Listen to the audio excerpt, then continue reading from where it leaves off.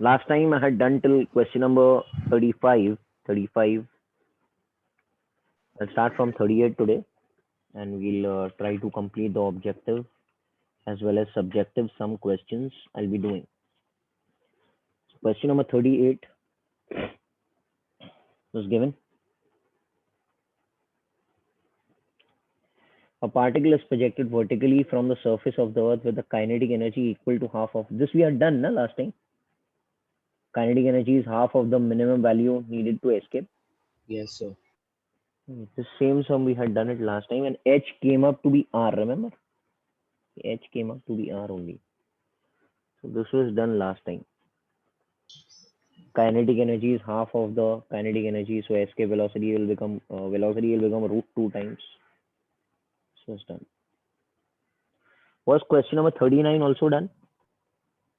8 by No, sir. 25, 2 by 9. This was also done. Okay, okay. So we can start with 40th then. Sorry.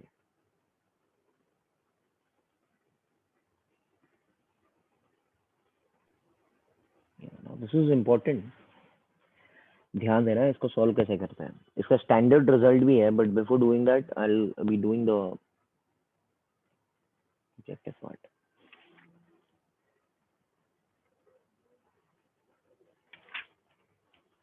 See what's given. A gravitation, if the gravitational attraction between two masses is given by F is G m1 m2 by Rn, the time period will be proportional to what? अभी ये important है, ये शायद मैंने सिखाया भी रहेगा आपको वीडियोस के अंदर, अगर आपने देखा रहेगा तो this was there. So F is proportional to 1 upon Rn. बराबर है क्या? देखो दिया हुआ है, this is given. Given. But this force is nothing but the centripetal force. Hello? Yes or no? Hello? इतना Yes, पता sir. है.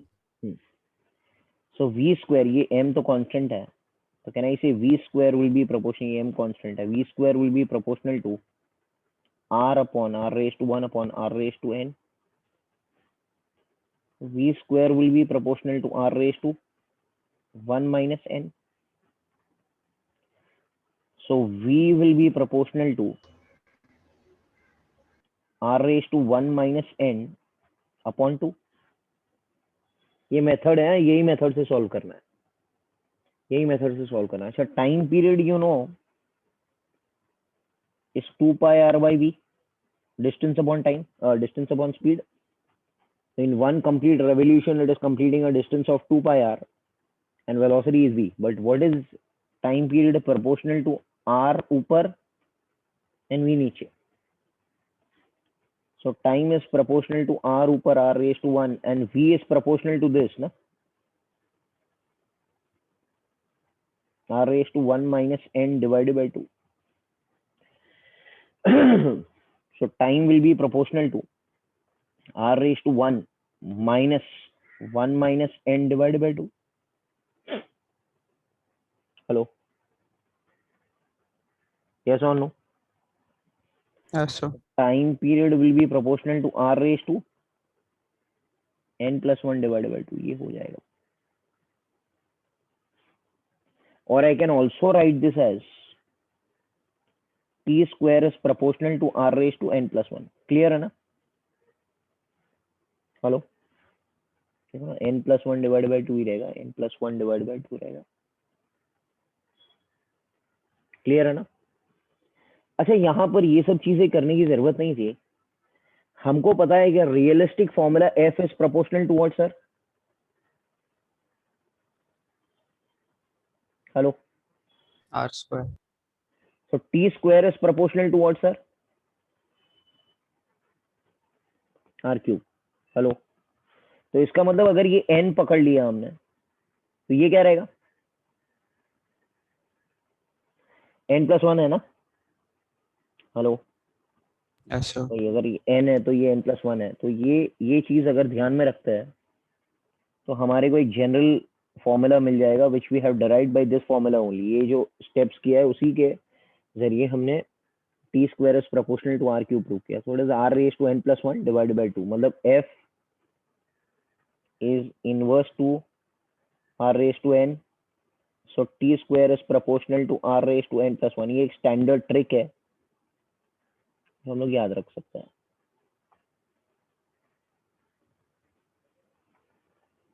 ओके, हेलो, यस और नो, क्लियर है ना? अच्छा ठीक है, तो ऐसी है बात, ये बात है। कभी कभी है ना, कभी कभी मैनिपुलेशन में, ये तो आपको समझ गया रहेगा, ठीक है ना? I rub this and I tell you another thing also. कभी कभी आपको ऐसे भी दिया रहता है, u is minus gmm by r raise to n। Hello, hello, ये समझा क्या? r raise to n। अब आपको बोलेगा इधर से time period is proportional to what, ये है। Did you understand the question? मतलब this is given now, famous question है ये। अच्छा, तो इससे f की तरफ कैसे जाएंगे हम लोग? f की तरफ कैसे जाएंगे हम लोग? u से f कैसे जाते हैं? आपको वर्क एनर्जी पावर में मालूम है u से f कैसे जाते हैं हम लोग? याद है ना, f is minus D U by D R. Hello, याद आ रहा है क्या? So it will become plus gmm by D R of r raise to minus n। Hello,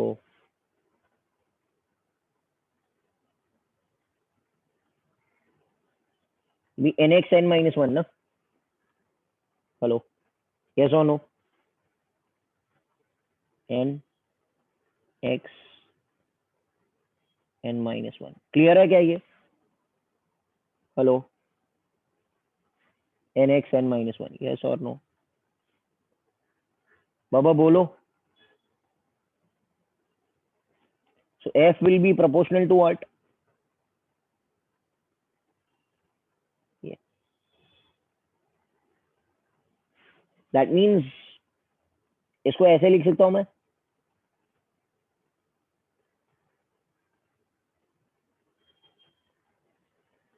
hello यार कुछ बोलो प्लीज। Yes, sir. अब तो मिल गया ना बाबा, अब तो मिल गया आपको। अच्छा, टाइम पीरियड किससे प्रोपोर्शनल रहेगा, आप कोई बता सकता है क्या? अब मैंने आपको ये चीज बताई थी कि F is R raise to N अगर होता है तो T square is proportional to R raise to N plus one. तो अभी एन की जगह क्या डालना है? एन की जगह क्या पुट Plus करना है? one. N plus one. So यहाँ पर क्या हो जाएगा? चलो बोलो, टी स्क्वायर किससे प्रोपोर्शनल रहेगा? R raise to N plus two. n plus 2 हो गया। So this is how you solve the answer. This is an extra question. So sometimes they give you only u, तो उससे ऐसे manipulate करते हैं। I hope you all have understood this thing.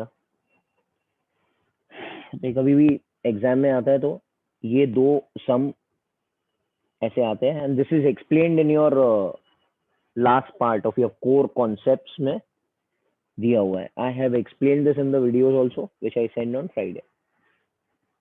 Question number 41,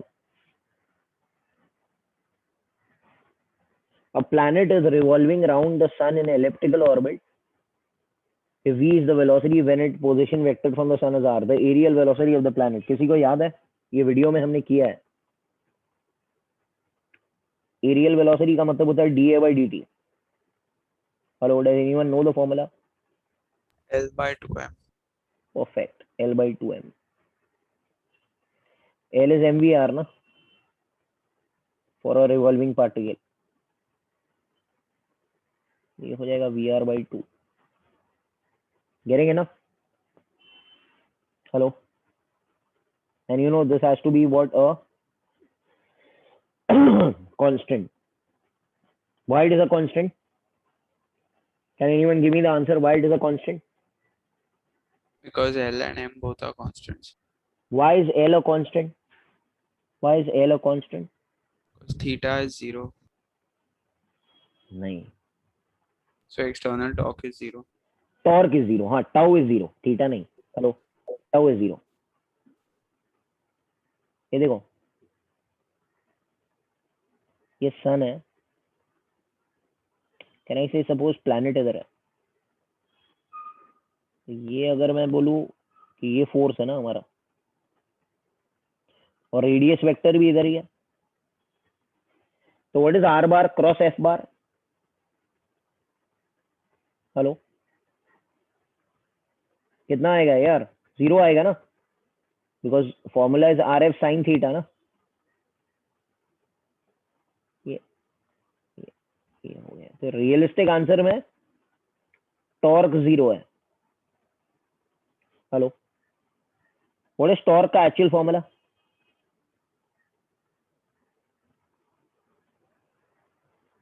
torque zero होगा तो L क्या होगा? Constant होगा. ठीक है. Okay Gautam, you are speaking about that theta between R and F. Yes, sir. Okay, sorry sorry. I fine. Okay, ठीक है ठीक है ठीक है ठीक है. चलो आगे बढ़ते हैं हम लोग. अब आते हैं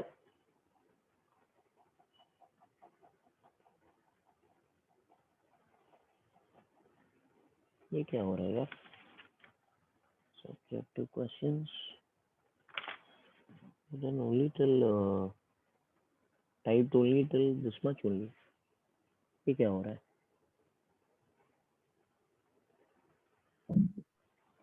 Okay, I'll just read some questions. यहाँ पर है नहीं, so I'll just do some other questions which are there. Printing हुआ नहीं है शायद. I'll just read some questions and we'll do that. I think subjective starts after 49 ना. Hello, ठीक है. तो मैं थोड़ा पढ़ लेता हूँ questions, समझ में आएगा. So we'll be discussing question number 44. अच्छा वाला क्वेश्चन है, ध्यान देना.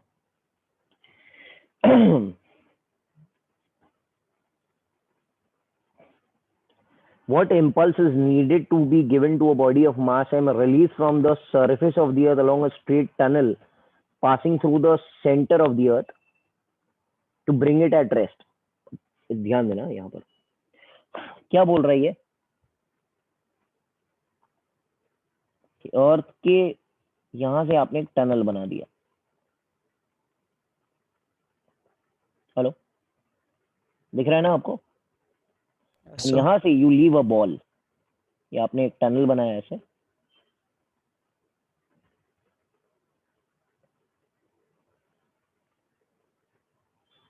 यहां से you leave a ball. When you leave the ball will move towards the centre. आपको मालूम है कि इट विल परफॉर्म एसेशन. तो सेंटर पे आएगा तो उसका स्पीड मैक्सिमम रहेगा because that is the mean position. बराबर है क्या? तो यहां पर उसके पास कुछ स्पीड रहेगा. कैन आई से इस बॉल को कितना इंपल्स देना पड़ेगा ऐसे ताकि वो रुक जाए?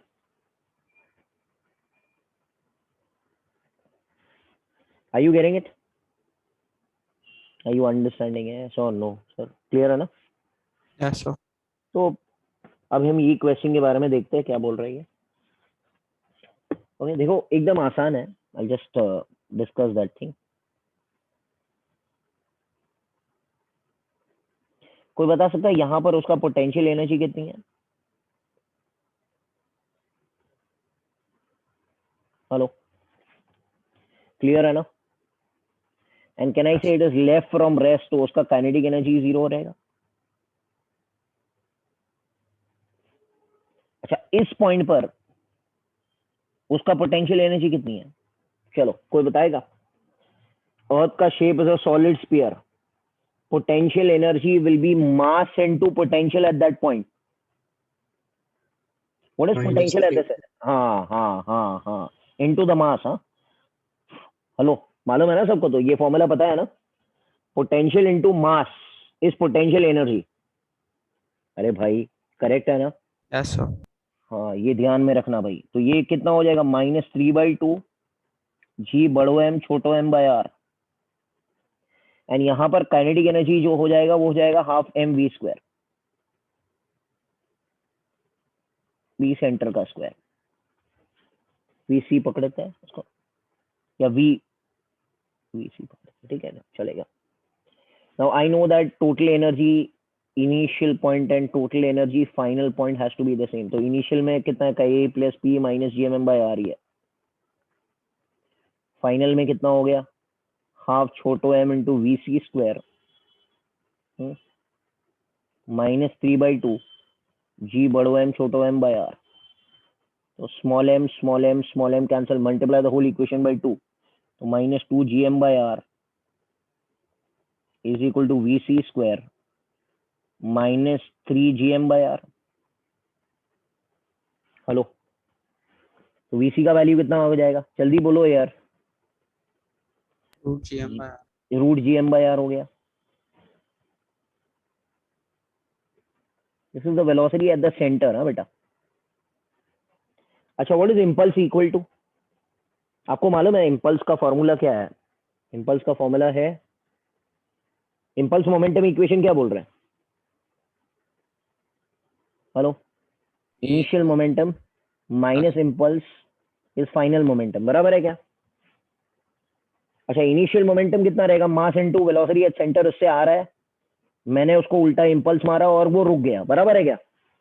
यही तो चाहिए ना कंडीशन क्वेश्चन में. हेलो, ये छोटा है ना? अरे momentum is mass into velocity ना बेटा. मास इनटू वेलोसिटी कितना है? रूट जी बड़ो एम बाय आर. माइनस इसको इम्पल्स दिया, वो रुक गया. तो जे का वैल्यू कितना रहेगा? छोटो M into root of G M by R. So this is a nice question and I think so whatever answer comes that you can mark it. Hello, clear है ना बेटा? Yes, sir. This is important है, इसको थोड़ा mark करो. तो पहले concept में हमने कंजर्वेशन ऑफ एनर्जी लगाया एंड दूसरे कॉन्सेप्ट में मैंने क्या लगाया? Impulse momentum equation. Impulse momentum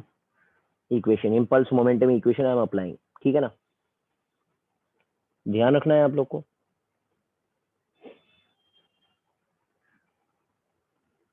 okay. 45th sum I had done it last time only. याद है ना? एक पॉइंट ऐसे फाइंड करना है जहां पर इंटेंसिटी 0 है, उस पॉइंट पे पोटेंशियल निकालो. अरे लास्ट टाइम किया था ना हम लोग ने सम. अरे दो मासेस के बीच में एक पॉइंट ऐसे रहता है where the gravitational intensity is 0. Hello, उस पॉइंट पे क्या निकालना रहता है? Potential. Do you remember? Yes, sir. किया था वो, इंपॉर्टेंट है.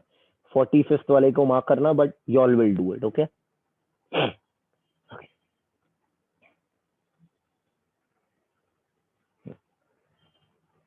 Now we'll come to 46th question. 46th question. Two small satellites moves in circular orbit around the earth. The distance are r and r plus delta r from the center of the earth. The time period of rotation are t and t plus delta t. So what is the relation? एकदम आसान है. देखो मैं आपको बताता हूँ ये कौन सा सम है. This is 46th question. कैसे सॉल्व करता है इसको? You know T square is proportional to R cube. Hello, you know this?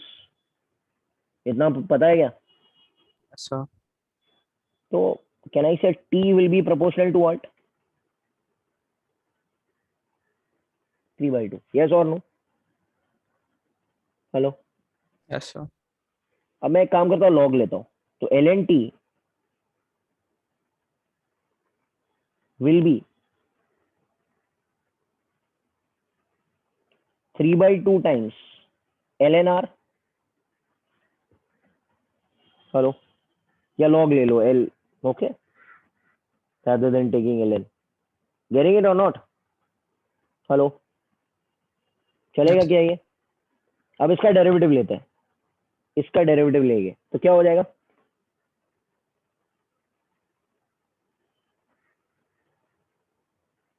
Yes और नो? के कांस्टेंट को निकाल ही दो, उससे कुछ फर्क नहीं पड़ता है. 3/2 times delta R by R. ये समझ आ रहा है? Hello, remember I had given you one formula that multiply by the power. अगर आपको किधर याद रहेगा तो. Hello, for error calculation always multiply by the power. Do you remember? So, कुछ किया है हम लोग ने ऐसे कुछ? I think so, we have done it somewhere. So for error calculation, this is delta t by t. Change in t upon t is power times delta r by r. This is the power, no?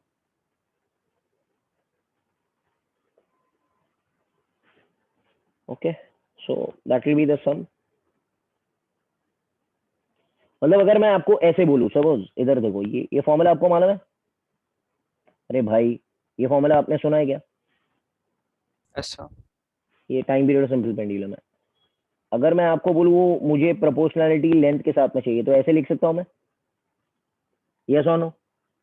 सो इसको मैं ऐसे लिखूंगा, delta T by T is half times delta L by L, where G is considered to be a constant. Hello, अरे भाई बोलो, yes or no? Multiply by power कर दिया, देखो ना, yes or no? Yes, sir. ये चीज है. तो ध्यान रखना ये चीज का. This is how we calculate the change in time upon original time is half times change in length upon original length. Okay, ध्यान देना प्लीज. ये आएगा, आगे भी कैलकुलेशंस आएंगे, आपको और समझ में आएगा. we'll come to some subjective questions. That will be better, I think so.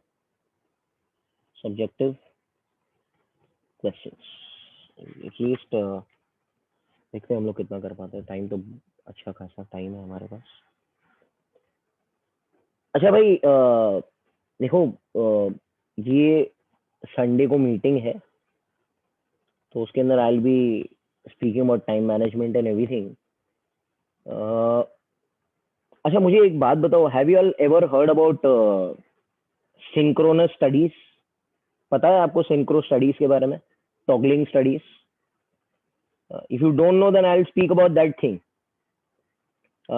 Has Ram sir spoken about that thing somewhere, some day or something? Hello. If you don't reply, I'll not come to know.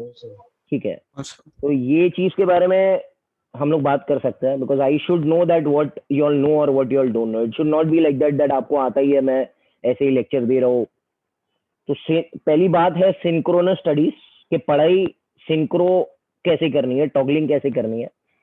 अच्छा, has anyone taken a session of how to attempt the JEE paper? आप लोग जो Sunday Saturday paper देते हो, उसमें ऐसे ही दे देते हो ना, फिजिक्स केमिस्ट्री मैथ्स और मैथ्स केमिस्ट्री. आपको सर ने सिखाया कैसे अटेम्प्ट करते हैं पेपर को? 50-30-20 स्ट्रैटेजी बताया सर ने? Yes sir. वो स्ट्रैटेजी पता है ना? एडवांस वालों को पता है कि सबको पता है? Everyone knows? Hello, please can you all say, so I will make the strategy accordingly. So I don't know. So No, sir, we don't know. You all don't know. Sir, Amsar has told us that like 45 minutes for each subject. हाँ हाँ, वही है but थोड़ा सी मतलब ठीक है, I speak about that thing over there.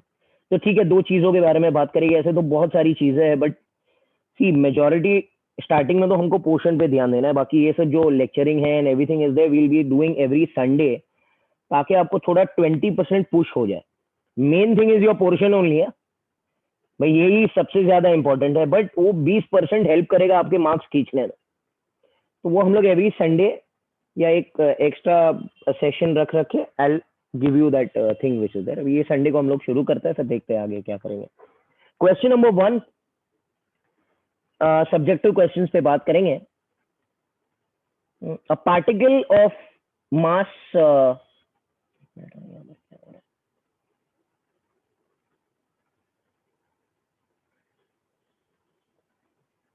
a particle of mass 1 kilogram is kept on the surface of a uniform sphere of mass 20 kg and radius 1 meter. Find the work that has to be done against the gravitational force to take the particle away from the sphere. Okay. So कितना मास है इसका 1 kg. अच्छा कौन सी energy की बात कर रहा है यार ये? वर्क डन मतलब एनर्जी ना. कौन सी एनर्जी की बात हो रही है डेफिनेशन के मुताबिक? अरे यार बोलो. Which energy is speaking about? Hello. Binding energy. What is binding energy? Minimum amount of energy supplied to a body so that it escapes from the influence and never ever returns. Does anyone tell me? Can anyone tell me? ये body है, इसका mass is 20 kg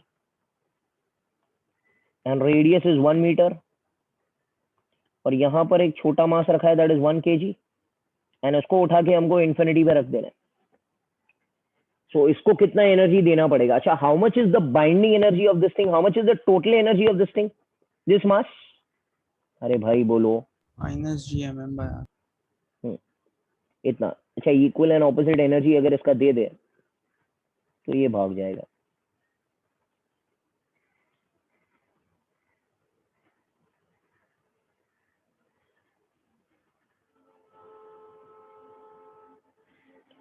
This answer will be there. Minus 1.334 into 10 raised to minus 9 joule per kg या joules per kg है obviously because mass is 1 kg. So इतना energy sorry इतना plus energy अगर मैं दे दूं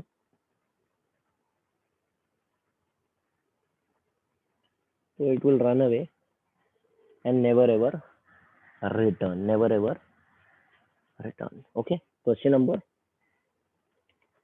This was simple only. This is binding energy for a satellite at rest on the earth surface. अगर ये revolve करता होता तो क्या होता?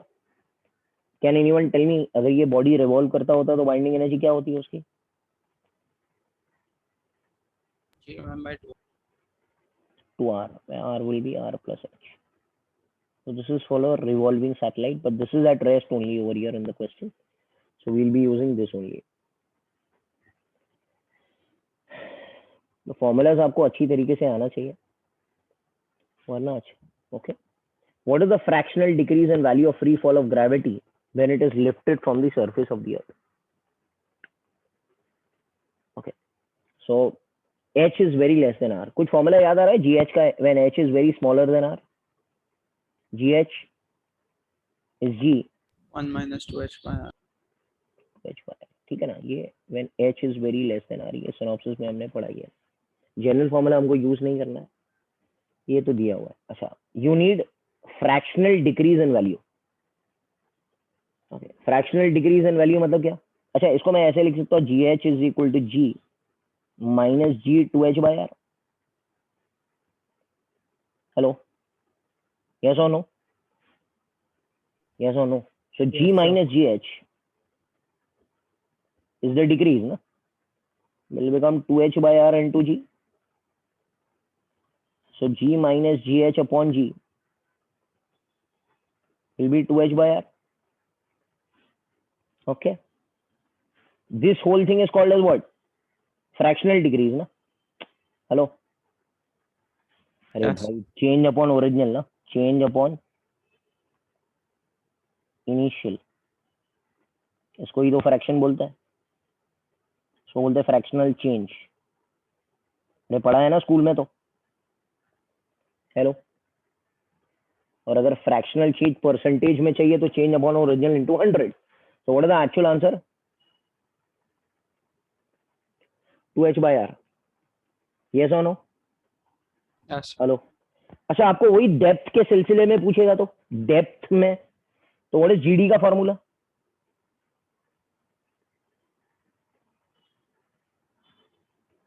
So what is GD? G minus GD upon G. Hello, man. D by R. Are you getting it? Hello. Yes, sir. अच्छा, दोनों में अगर ऐसे क्वेश्चन पूछा है कि दोनों में अगर फ्रैक्शनल चेंज सेम है, तो what is the D in terms of H? What is the D in terms of H? 2H. 2H. हाँ, अगर दोनों का फ्रैक्शनल चेंज सेम है, मतलब इसका वैल्यू और इसका वैल्यू इक्वल है, ये दोनों का वैल्यू इक्वल है, इसका और इसका, तो 2H will become D ना, और D will become equal to 2H. ये सब क्वेश्चंस जेई में आ चुके हैं, हम लोग यहाँ पर ही इसको पढ़ लेते हैं, ठीक है ना? That we all need to remember. ध्यान रखना है इसका. क्वेश्चन नंबर 3 पर आता है. अभी ये जो क्वेश्चन है, that is a binary star system का question. In a certain binary star system, each star has same mass as that of the sun. They revolve about the center of mass. अच्छा, क्या हो रहा है? Binary star system होता कैसे है कि there is a two mass system, suppose दोनों का मास सेम है, तो दोनों का सेंटर ऑफ मास बीचों बीच रहेगा. हेलो, यस और no? Hello. And they will revolve about the center of mass.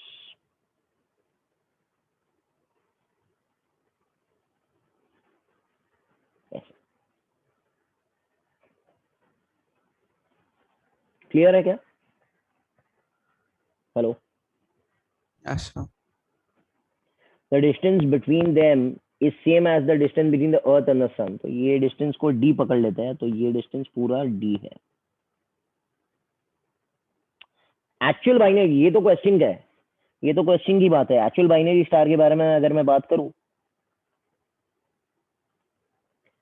Actual binary star क्या होता है? एक मास बड़ा होता है, एक छोटा होता है और एक बड़ा होता है.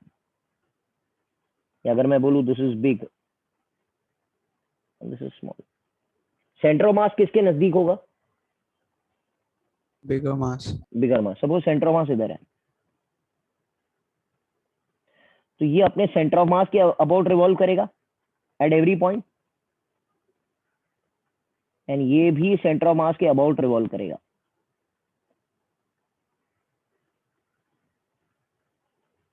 कैसे?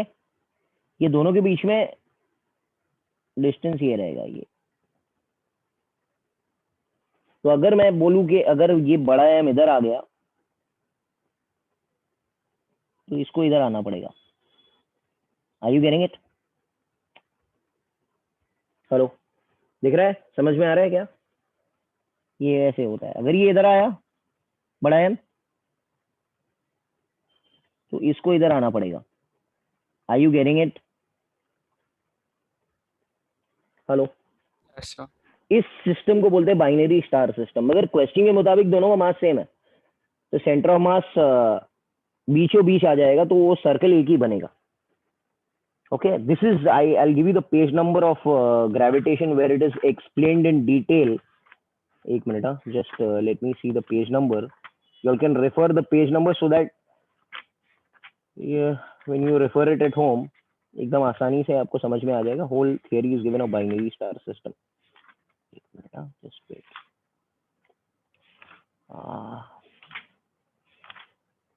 It is given on page number 276. उसको लिख लो थोड़ा. 276, the whole theory of binary star double star system आपको दिया हुआ है, type 7. Okay, so if you refer that, आपको पूरा समझ में आ जाएगा बाइनरी स्टार सिस्टम क्या है. जनरली इजी है. Okay, now they revolve about their center of mass. The distance between them is same as that of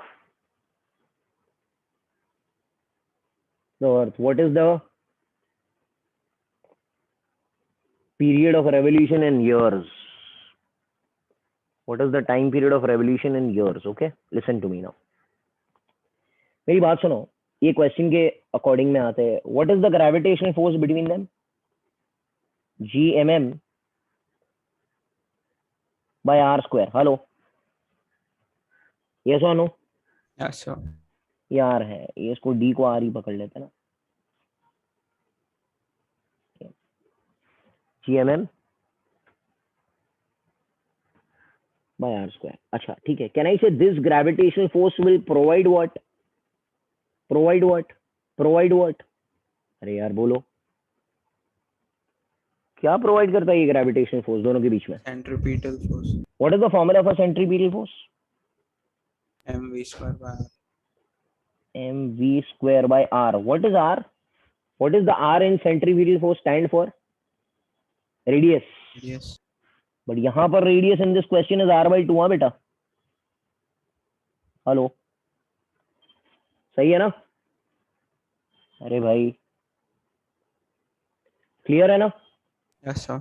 ध्यान रखना है इसका। तो ये कहना ही से gravitational force provides the centripetal force is gm square by r square is 2mv square by r। ये r और ये r और ये m और ये m कट गया, तो v का वैल्यू कितना आया आपको? gm by 2r root of that. Yes और नो? अरे भाई यस और नो, करेक्ट है ना? ये फॉर्मूला, ये फॉर्मेट आपने समझ गया रहेगा ना, अभी पीछे भी तो किया था यही फॉर्मेट में, T square is proportional to what. Hello, do you remember? You have done it. So T का फॉर्मूला क्या है जनरल? 2πr/v ना? Hello, Yes, sir. But what is r r/2. By v? ये 2 तो वैसे ही कैंसिल हो गया, ये हो जाएगा πr/v gm/2r root of that. So time period क्या हो गया भाई? ये हो जाएगा 2π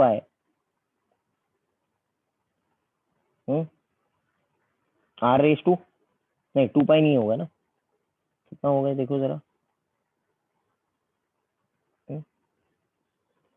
2½ π r⁻³ upon root gm। Hello hello, are you getting it what's happening? अरे यस और नो, ये समझ में आ रहा है क्या? Yes, sir. अब can I write this as, इसको ऐसे लिख सकते हो। देखो मेरे को एक फॉर्मूला पता है कि टी का जनरल फॉर्मूला क्या है, टी स्क्वायर का इज प्रोपोर्शनल टू r³। याद है, T is 2π root of r³ by gm, if you remember general formula 2π root of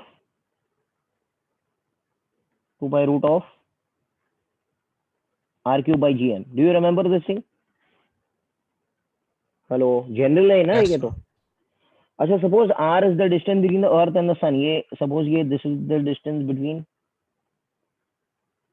earth and sun, suppose ये है ना, एंड मैं मास, ये कौन है मास? मास ऑफ द सन है, मास ऑफ सन है। तो ये बता सकता है ये टाइम पीरियड कितना रहेगा? ये जो फॉर्मूला मैंने लिखा है ना 2π root of r³ by gm, इसमें अगर m को मास ऑफ द सन डालते हैं और distance between earth and the sun r डालते हैं, तो वैल्यू कितना आ जाएगा t का? 1 year. 1 ईयर आ जाएगा ना बेटा। ये तो स्टैंडर्ड रिजल्ट है भाई। अगर इतना वैल्यू आपको पता है कि अगर हमारा मेन मास सन है और r is the distance between earth and the sun, तो ये 1 ईयर है। अब इसी को अगर मैं उस टर्म में एक्सप्रेस करूं जो मैंने लिखा है, तो इसको तो ऐसे ही लिख सकता हूँ ना मैं, देखो ना, इसको लिख सकता हूँ √2π, ये तो सेम ही है, root r³ by gm। Are you getting it? Yes और no? Hello, can I multiply and divide by √2? इसको t डैश पकड़ लेते हैं। If I multiply and divide by √2, ये हो जाएगा, क्या हो जाएगा? 2π root of r³ by gm by √2। अरे भाई कुछ समझ में आ रहा है क्या? Yes, sir. ये कितना हो गया? 1 ईयर बाय √2, दैट इज 0.707 ना। हेलो हेलो, आंसर क्लियर है ना? Yes, sir. ये है बाइनरी स्टार के ऊपर sum. I hope the method was very much clear. आपको अगर और क्लैरिटी चाहिए बाइनरी स्टार के बारे में तो you can refer to that type 7 double star system. Fine with it. Okay, question number 5 पर आता है.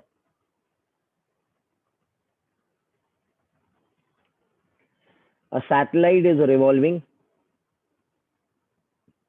around a planet in a circular orbit. What will happen if the speed is increased from v naught to 1.5 v naught? अच्छा, सबसे पहले बात मुझे एक बात बताइए कि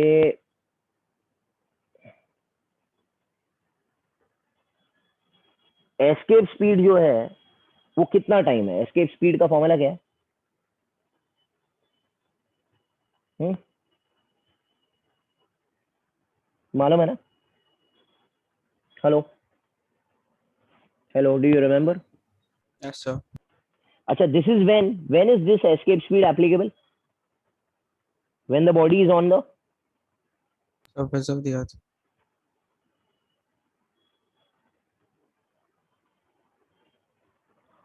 बट एक और एक फॉर्मूला है. Can you tell me when will this be applicable?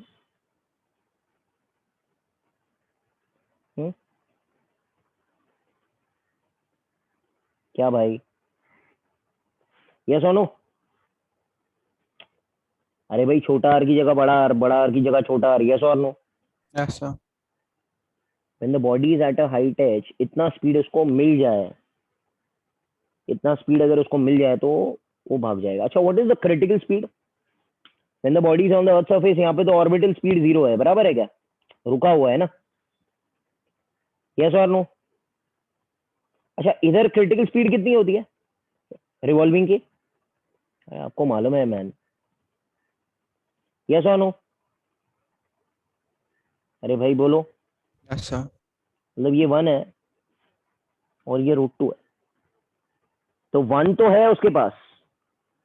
अगर √2 टाइम्स हो जाए, मतलब 0.7 टाइम्स और ज्यादा हो जाए, √2 इज सॉरी 1.414, सो 0.4 टाइम्स और मैंने बढ़ा दिया. 1 तो था ही उसके पास.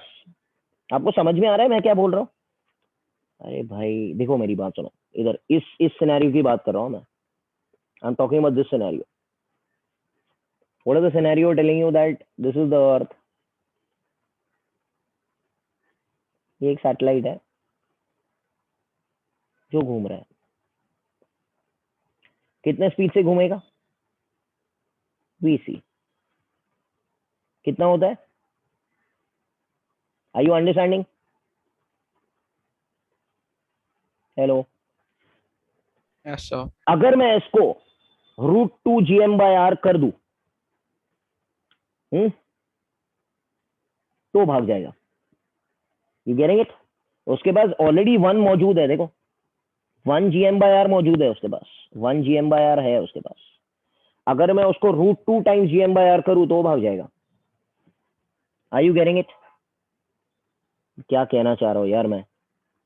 तो कैन आई से at this point escape speed will be √2 times of critical speed? अरे इस केस में ऐसे ही होगा ना? यस और नो? Yes, sir. √2 मतलब कितना टाइम होता है? √2, √2 ही लिखो ना, चलो ना. तो इस केस में क्या होगा? इस केस में क्या होगा? क्या वो भागेगा? क्या वो एस्केप करेगा? हेलो, क्या वो एस्केप कर सकता है? भाई √2 चाहिए ना आपको, तो ये तो √1.5 है ना, तो इट कांट. क्या भाई? It can't Escape. Escape. But अगर आपको केसेस याद है तो मैंने आपको 3 केसेस दिए थे. ये अर्थ है. If you go at a height H and you supply a velocity which is less than critical, क्या होगा? किसी को याद है? भाई कुछ 11 स्टैंडर्ड में कुछ तो पढ़ा रहेगा भाई. क्या होगा? Circle the earth. It will no, less than critical है. Fall back to the surface. हाँ, इसमें 2 चीजें है. या तो it will fall back to the earth surface. How it will fall back to the earth surface? It will follow an elliptical orbit where this will be the apogee and this will be the perigee. Hello, getting enough? And once it Yes, sir. enters the Earth's atmosphere, it will fall down due to friction. Because Earth के atmosphere में friction है ना, तो उसके speed को कम कर देगा viscous force के कारण. Are you getting it? Are you getting it? Hello. ये पहला कंडीशन है. तो दूसरा कंडीशन क्या है? Suppose if you supply speed which is equal to critical speed. अभी क्या होगा? अभी क्या होगा यार? कुछ Go तो to बोलो. infinity and stop. No no no no no, critical भाई, critical. Revolve Critical. around the earth. Revolve around the earth surface ना. यस और no?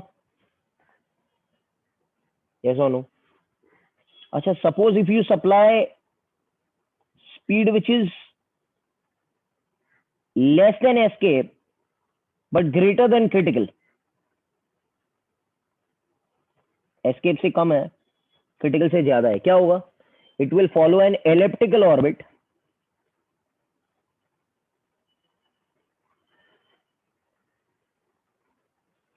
hello, where this point will be the perigee and this point will be the apogee. Same opposite of that of the first case. hello, कुछ समझ में आ रहा है क्या?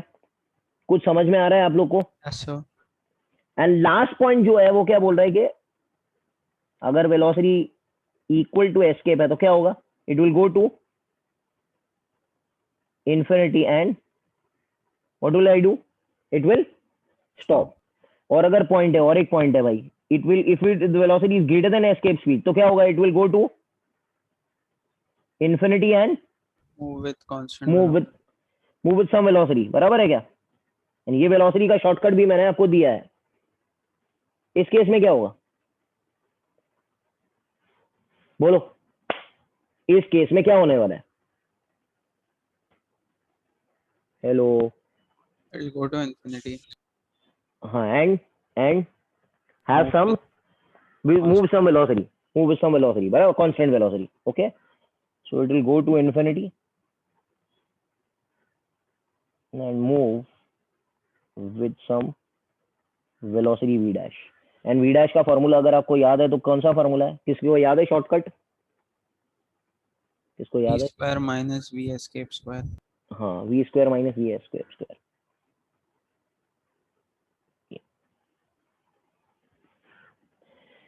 तो ये सब चीजें हैं जो इसमें इनकॉर्पोरेटेड है. You can, this is all given in extra points of DC Pandey, पीछे दिया हुआ है कोर पॉइंट्स के अंदर, तो आप लोग इसको पढ़ सकते हो. Fine. Come to question number 7. Two concentric shells have masses m1 and m2 such that radiuses are r1 and r2 and r2 is bigger than r1. Calculate the force exerted by the system on the particle of mass and is placed at a distance of r1 and r2 by 2. अरे एकदम easy है ये तो. देखो, एक shell है m1, इसका radius is r1. ऐसे there is another shell m2, इसका रेडियस इज r2. दोनों के बीच में एक पॉइंट है P which is at a distance of r1 plus r2 by 2, मतलब दोनों के बीच में है ना. और यहाँ पर हमने एक छोटा मास लगा दिया, छोटो m, टेस्ट मास लगा दिया. अच्छा, छोटो m जो है उसके ऊपर किसका फोर्स लगने वाला है, किसका इंटेंसिटी एक्ट करेगा और किसका इंटेंसिटी एक्ट नहीं करेगा? Hello, come on, tell me man. ये तो कर चुके हैं ना हम लोग. किसका इंटेंसिटी एक्ट करेगा और किसका इंटेंसिटी एक्ट नहीं M1. करेगा? m1 m2 के तो अंदर है, तो शेल के अंदर तो इंटेंसिटी 0 होता है. तो can I say force is only due to,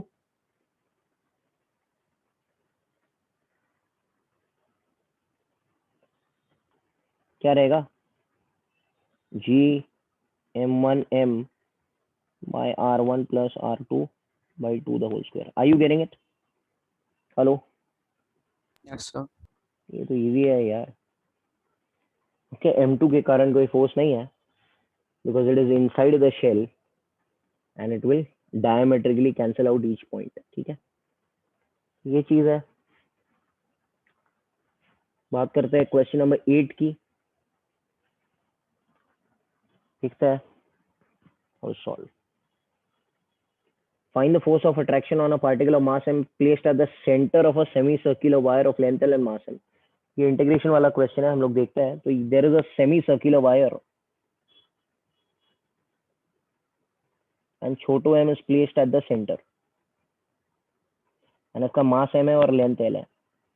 उनको तो मालूम है l will become pi r, इतना तो पता ही है ना. r is going to become l by pi.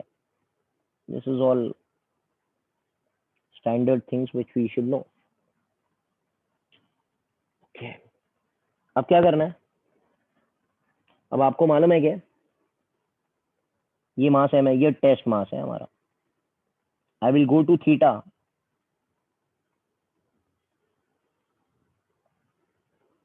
and I'll take an element d theta.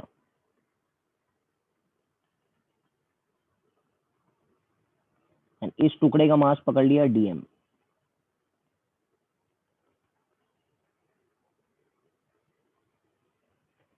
dm का वैल्यू कितना रहेगा? हेलो, dm कितना रहेगा dm यार? m/2 m m by by d theta. m by pi into d theta ना. मास पर unit angle, पूरा angle कितना है इसका? पाई है ना, इनटू इसका angle d theta. Are you understanding? या तो आप मास पर यूनिट लेंथ इनटू लेंथ भी लिख सकते हैं ना. इसका लेंथ कितना r d थीटा है ना. यस और नो? r d थीटा रहेगा ना. ये r है ना बेटा, r है ना यहाँ से. तो मैंने एक मेथड बनाया, मास पर unit angle into angle. Can I say this force on this test mass will be an attractive force? इसको खींचेगा ऐसे,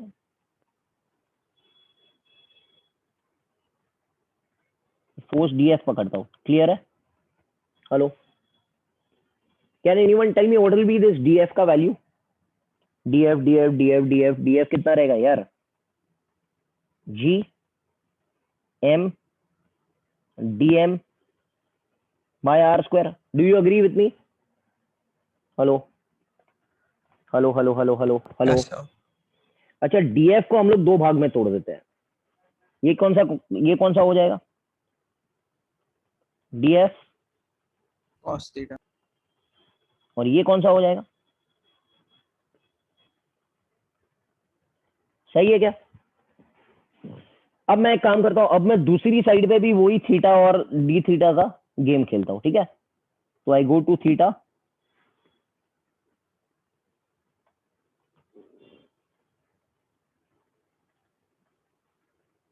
and I take d theta.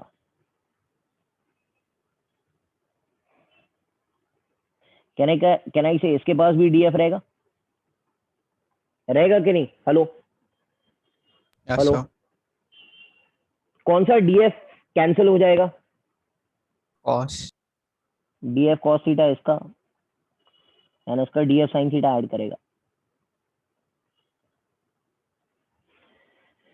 Can I से ये df cos थीटा नहीं, ये df cos थीटा को मार दिया.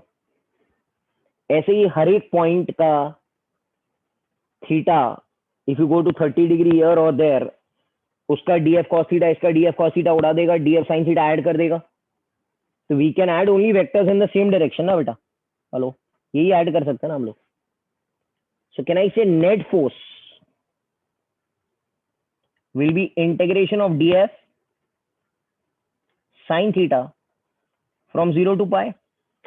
Hello, do you agree with me? Yes, sir.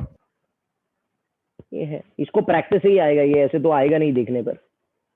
Okay, generally ये जेई मेन के अंदर कम आता है, एडवांस के अंदर बहुत ज्यादा पूछा जाता है, बट ठीक है. डीएफ की जगह यहां से उठा लेना है, G M D M by R square into sine theta. अच्छा, डीएम क्या था मेरे पास? डीएम ये था ना, M by pi into D theta.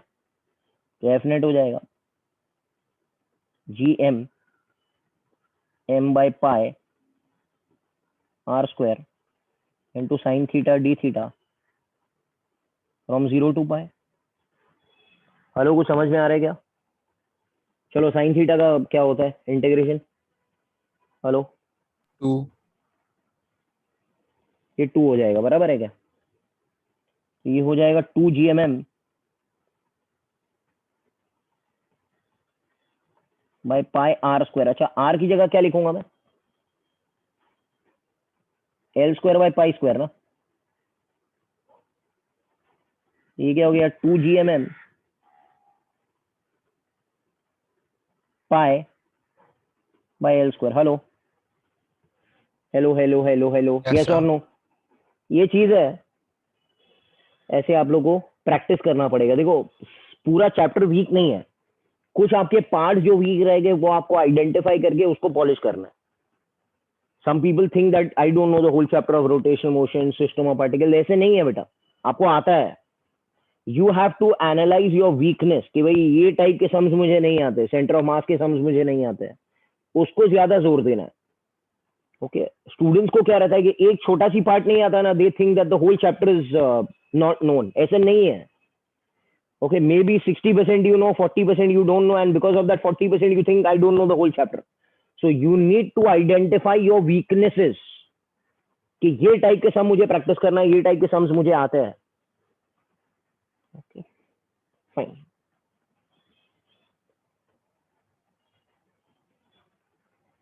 Question number 10 पर आता है, which I'll do.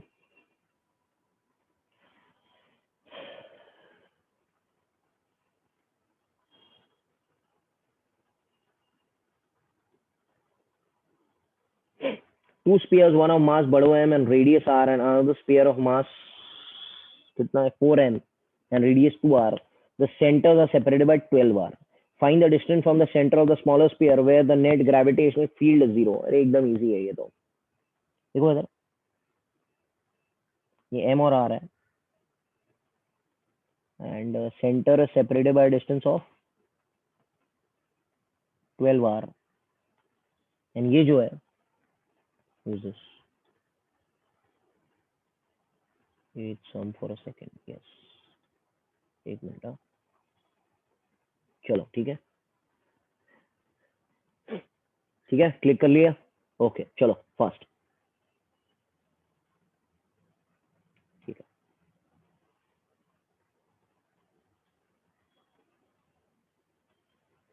ठीक है। अभी क्या दूसरा मास जो है वो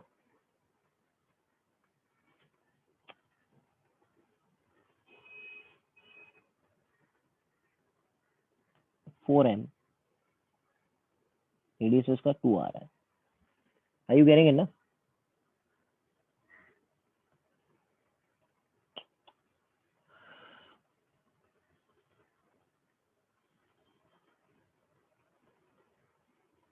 ये सेंटर टू सेंटर है,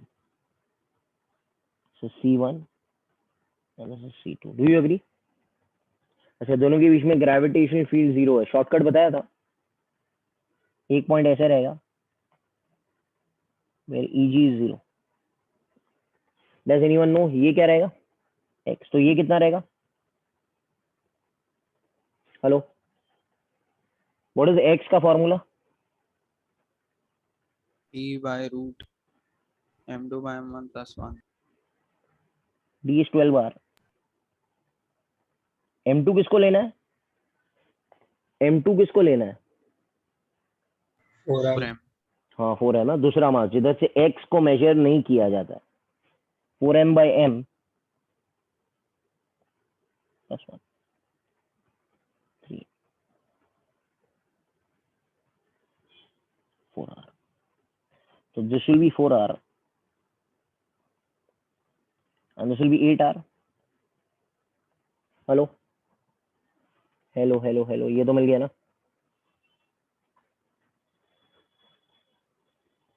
क्लियर है। The net potential is half of the potential of the surface of the largest sphere. Okay, so can I say potential at point P is half of potential at point Q? अब मजा आएगा सब लोग। इसको मैं side में, this is point number A, point number B फिर से बनाना पड़ेगा। This is M and R,